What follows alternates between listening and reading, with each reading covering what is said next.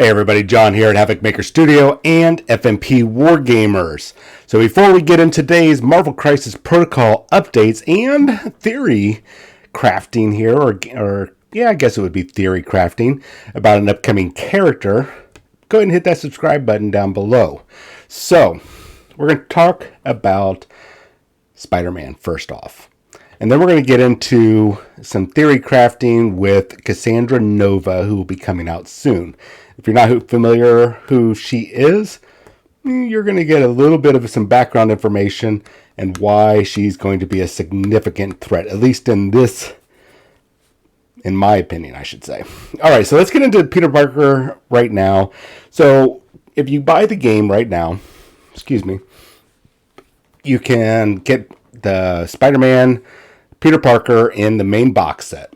Now they've got a new one coming out. We've talked about a lot here on the show, and actually last week I believe we put out a video just kind of go over panel play. Now we have the new Spider-Man, the Amazing Spider-Man Peter Parker. This is a much older, wiser Spider-Man and a little bit more wisecracking. So what are going to be the differences between this one and the old one? Well, we're going to go through that. I'm going to tell you as we go along the differences in the two different characters. So left to right, top to bottom, especially for those of you that are driving and listening to this on YouTube and not watching while you're driving, let's read off all the stats. So he has on both his healthy side and his dazed side, everything remains the same, much like his original character card. So I've got his original character card here, and those of you that are able to view this, you're able to be able to compare the two. So he has 6 health on both sides, so that's 12 total versus his 5 before. So he's gone up two more points in total. They have the same movement of long range. They're both size 2. The new Amazing Spider-Man is a threat 5. So this is we're going to see some very serious upgrades to bump him up a point. He used to be threat 4.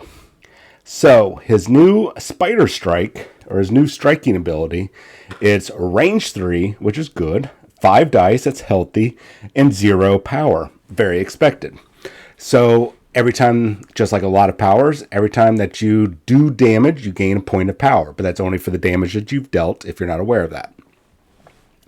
If you happen to roll a critical success and a wild side, or the wild symbol on the dice, you can activate momentum. You get to choose another enemy character within range 2 of the target character you just hit. Place this character, the Amazing Spider-Man, within range 1 of that new chosen character.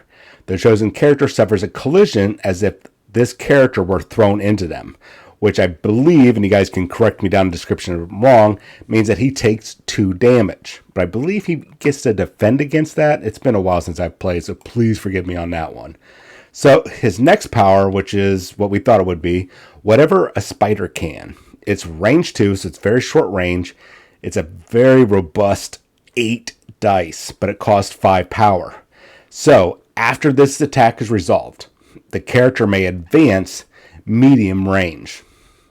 If you roll the wild symbol on any of those 8 dice, or if you happen to have more dice, after this attack is resolved, you may choose an interactive terrain feature of size 2 or less within range 3 of this character, and you destroy it. The target character suffers a collision as if the terrain were thrown into them. So basically, what you're going to do is you are going to you're going to do your damage. And whether you do damage or not, you're going to place this character within range 3 of or less. Sorry, you're going to place this character close by and be able to throw another size 2 weapon or terrain feature at the opponent, which is going to cause 2 damage. So combining both of these attacks, let's say you have that 5 power.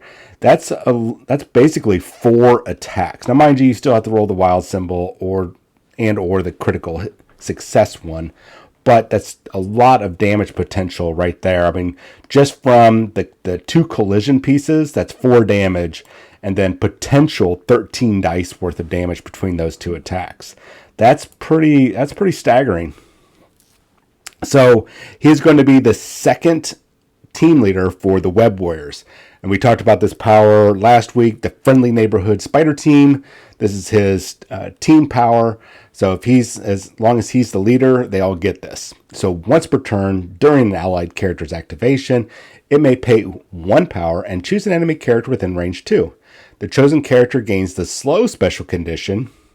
If the chosen character already had slow, place it within 1 inch of its current position and remove the slow special condition. So we figured it would be stagger or stun, but I forgot about slow. So that makes sense. It was an S word. I think that's accurate. That's actually not too bad because that's kind of controlling people. That's not too bad. 2 power. I would prefer to have been 1 power, but I'll go with that. So his superpower is called Web Swing. Place this character within range 3 of its current position. The next time it makes a spider strike this turn, add 2 dice to the attack roll, and that costs 2 power. It's not unexpected to cost 2 power. Basically, you're paying 1 power per extra dice. That's still not too bad, mainly because this costs 2 power.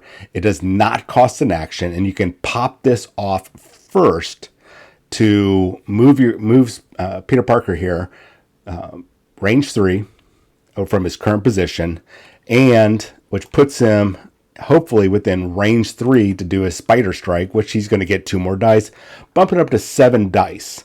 If you think about that, that's given him essentially range 6, or based on his base size, kind of range, even though there's not range 6 or range 7, it's still giving him that extra range to pull this off, and it doesn't cost an action. So he could conceivably pop off the spider strike, do that 7 damage. Now the question I would have to ask is if...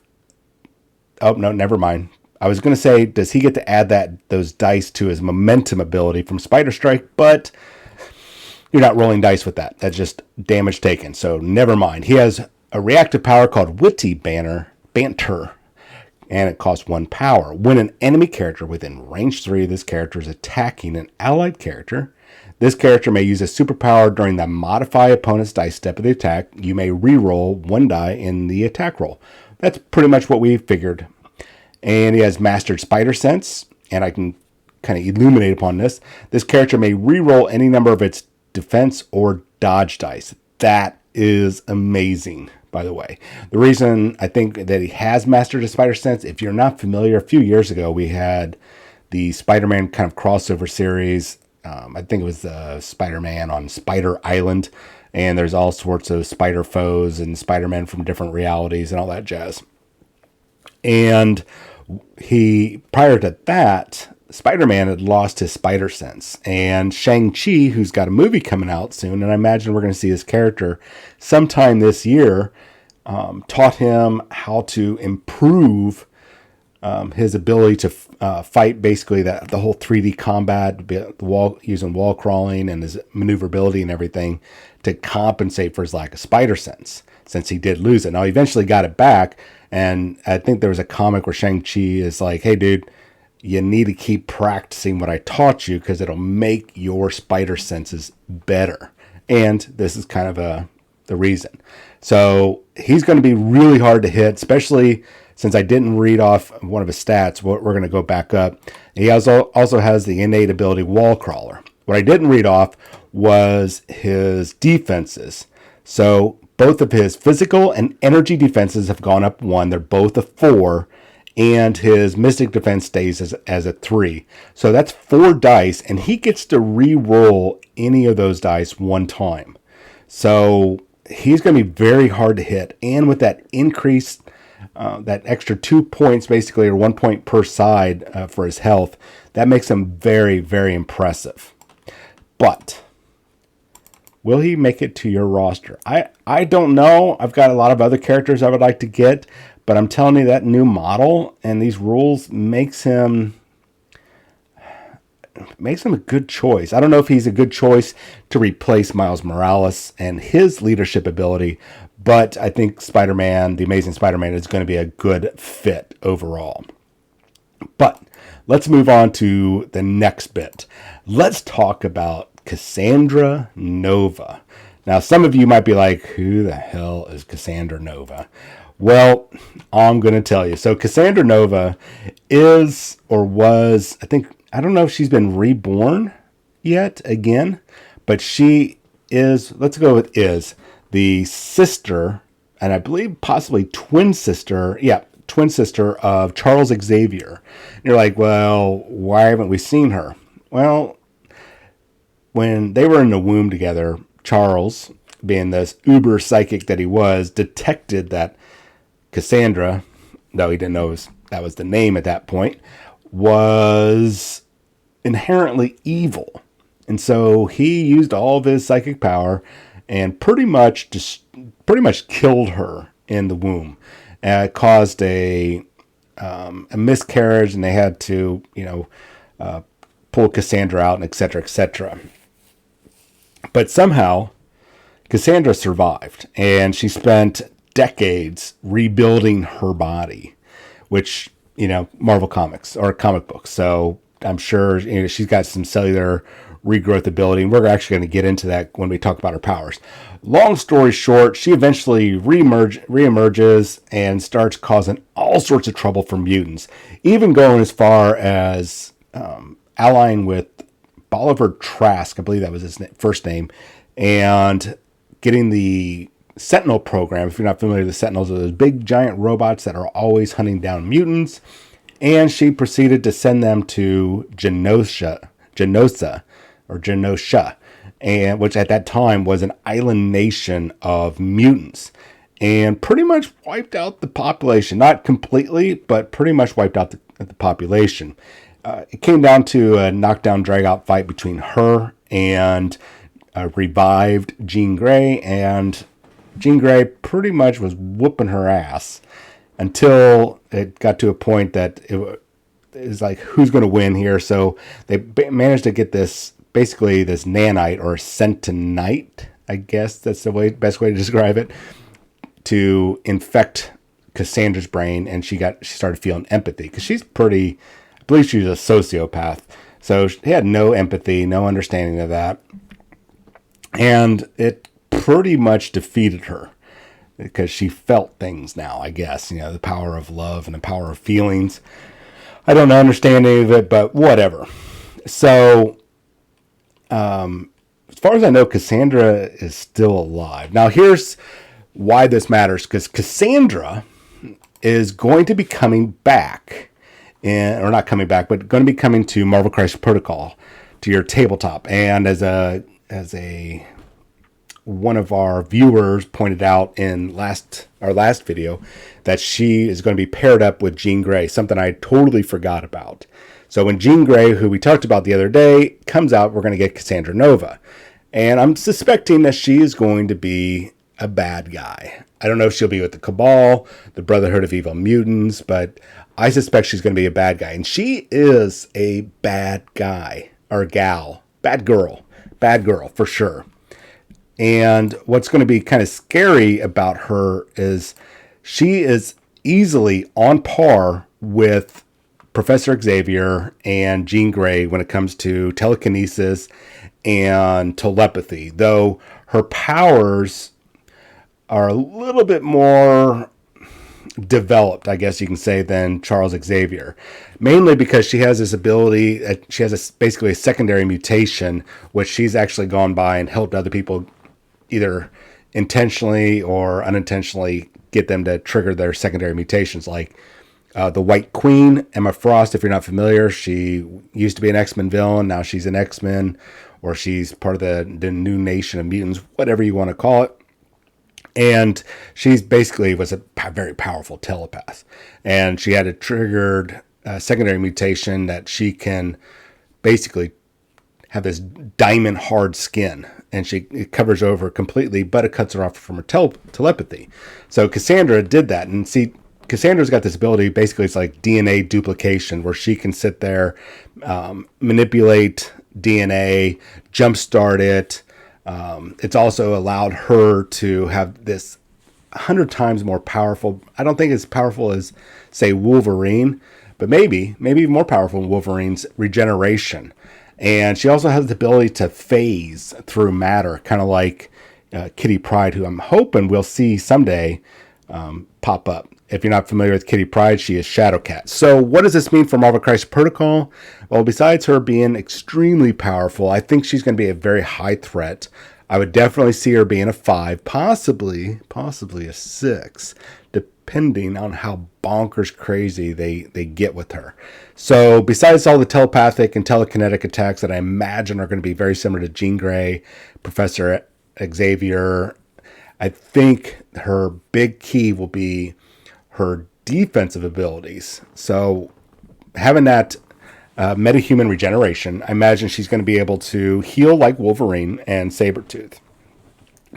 And if it exceeds Wolverine and Sabretooth, I imagine she's going to heal probably about 2 points a turn at most. I can't see much other things going on. I also see she might have the ability to lock other people's powers down. It might be like a superpower where she spends X amount of power and she can basically lock another target character's power. She can only use it once per turn, I imagine, but she can lock it saying, hey, you can't use that. You've already paid the points. Do not collect your $200 and go straight to jail, whatever you want to call it. So I think we're going to be able to do that. She's going to have phasing. So she might have, they might just ignore that, which would totally be fine. But this might be the first case of us getting the phasing power. She might be able to, might be like wall walking or wall crawling, where she can probably move her short, or probably not short, probably move medium range, maybe. Since she has the telekinesis, she can move around fairly fast. I think we might see something along that lines.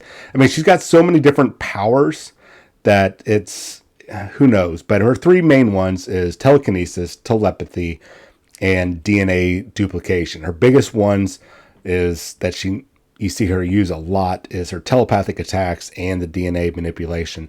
The telekinesis is a secondary thing. So what do you guys think she's going to have access to? Am I right about her regeneration? Is she going to have 1, 2, 3 points per turn? I doubt that much. I can definitely see 1, probably, or possibly 2. I'm leaning more towards 2. The phasing, I think it'll kind of act as wall crawling. She'll basically combine that with her telekinesis and her phasing ability. She can just move through stuff if they give that to her. And I can see her shutting down other people's powers once per turn. We'll see. The telepathy side, here's I'm going to read off a range of her powers that they have. Telepathic cloak, where she can kind of hide herself. Mind control, mind possession, mind alteration, psionic shields, telepathic illusions, mental paralysis, mental amnesia, psionic blast. So I think we're going to see, I don't know, to be honest with you, with psionic blast, I haven't seen Cable's card.